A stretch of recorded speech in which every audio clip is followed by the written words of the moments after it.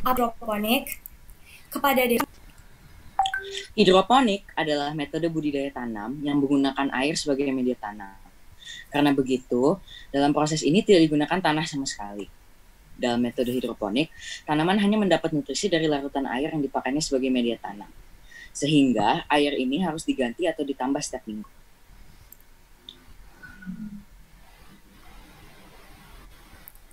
Mengapa hidroponik cocok untuk media tanam berkelanjutan? Perkebunan dan pertanian memerlukan lahan yang banyak, sedangkan lahan semakin menyempit.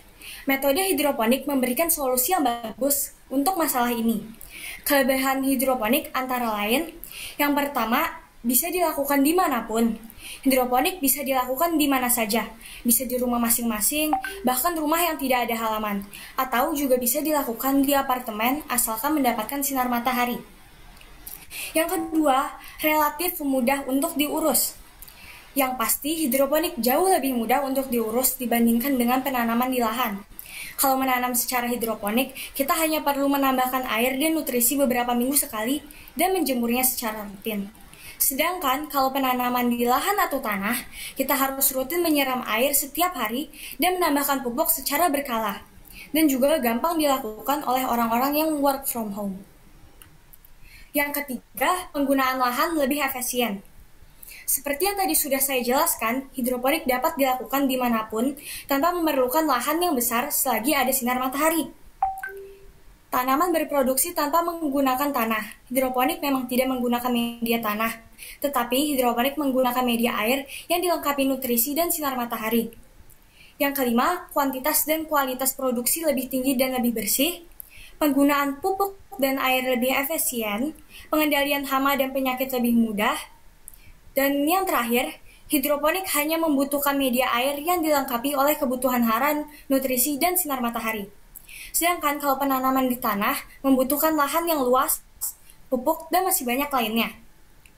Ternyata dari semua kelebihan ini, kita dapat melihat peluang bahwa hidroponik adalah salah satu pilihan metode penanaman yang berkelanjutan. Selanjutnya, untuk kekurangan sistem penanaman secara hidroponik akan dijelaskan oleh Syanur. Kepada Syanur dipersilahkan. Kekurangan sistem penanaman secara hidroponik. Yang pertama adalah tanaman terkadang sulit berkembang, biasanya dikarenakan air kekurangan oksigen. Yang kedua adalah mudah terkena busuk akar. Jika kita kurang telaten, tanaman mudah terkena hama yang menyerang akar yang disebabkan oleh air nutrisi yang sangat jernih. Biasanya, tanaman akan menguning dan pada akhirnya mati. Dari penelitian kami, dapat dianalisa bahwa kebanyakan kegagalan terjadi karena kekurangan sinar matahari. Adapun penyebab lain seperti kelebihan nutrisi dan kekurangan air.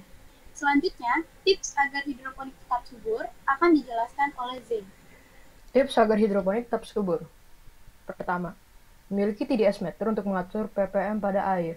Fungsi TDS meter yaitu untuk mengukur kadar ppm atau nutrisi pada air. Kedua, menambahkan nutrisi secara teratur. Nutrisi berpengaruh besar pada panjang tanaman, jumlah daun, serta luas daun.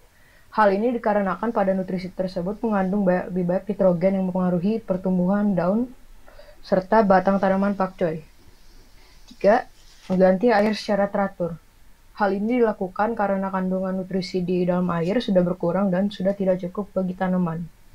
Keempat, menjemur tanaman dengan teratur dan pastikan tanaman hidroponik mendapatkan sinar matahari yang cukup. Karena tanpa sinar matahari yang cukup, tanaman hidroponiknya tidak akan bisa menumbuh dengan maksimal. Dan yang terakhir, kita harus fokus merawatnya.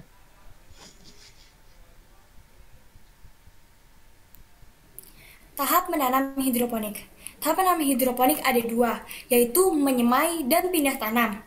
Tahap menyemai yaitu penanaman bibit pakcoy. Tahap menyemai dihitung sebagai hari pertama. Sedangkan tahap pindah tanam bisa dilakukan pada hari ke-7 sampai hari ke-10. Pakcoy siap dipanen pada hari ke-30 sampai hari ke-45. Ciri apabila pakcoy siap dipanen yaitu daun sawi dewasa berbentuk oval melebar, tangkai daunnya berwarna hijau cerah, bentuknya relatif pendek, jauh berbeda dengan sawi yang berukuran panjang. Untuk selanjutnya, tahap menyemai akan dijelaskan oleh Reza. Kepada Reza dipersilakan. Tahap menyemai. Pertama, siapkan alat dan bahan. Kedua, potonglah rockwool menggunakan pisau membentuk kotak-kotak. Lalu lubangi permukaan rockwool di setiap kotak untuk menaruh bibit pakcoy. Kemudian masukkan biji ke dalam setiap bolongan. Setelah itu percikan air ke rockwool. Dan yang terakhir, tutup semaian menggunakan plastik hitam. Tahap pindah tanam. Yang pertama, siapkan alat, lalu isi bak dengan air. Setelah itu tuangkan nutrisi A dan B ke dalam wadah dan larutkan dengan air. Setelah itu isi bak air dengan nutrisi sesuai takaran. 5. Tutup bak dengan infrared. Sesudah itu potonglah rockwool mengikuti garis potongan yang telah ada di rockwool sehingga rockwool menjadi kotak-kotak individu. Yang ketujuh, pasanglah kain flanel secara melintang melalui sela-sela network. Masukkan network ke dalam bak sesuai dengan lubang-lubang di infrared. Kalau sudah, masukkan rockwool ke dasar network dan pastikan rockwool menyentuh kain flanel. Sekian dari saya, selanjutnya kesimpulan akan dijelaskan oleh Shannon. Kesimpulan dari penelitian kami adalah masyarakat harus mencoba menanam dengan sistem hidroponik sebagai alternatif menanam tanpa menggunakan tanah. Tanah bisa diklasifikasi sebagai sumber daya alam yang sangat penting di dunia masa kini, dikarenakan populasi manusia yang akan terus bertambah. Menghemat penggunaan lahan yang bisa dijadikan tempat pemukiman sehingga tanaman hidroponik bisa berkelanjutan. Selanjutnya, untuk pembacaan perkembangan tumbuhan kami akan dibacakan oleh Denis. Di sini dapat terlihat pertumbuhan tinggi dan perkembangan daun tanaman kelompok kami. Adapun grafiknya dari kedua tabel. Pada hari ketiga, tinggi tanaman kami adalah 2,38 cm. Pada hari ke-6, 3,87 cm. Pada hari ke-9, 4,47 cm. Pada hari ke-12, 5,05 cm. Pada hari ke-15, 5,87. Pada hari ke-15, 6,61. Pada hari ke-18, 6,61. Pada hari ke-21, 7,21. Pada hari ke-24, 8,95. Pada hari ke-27, 10,67. Dan pada hari ke-30 ada 11,18.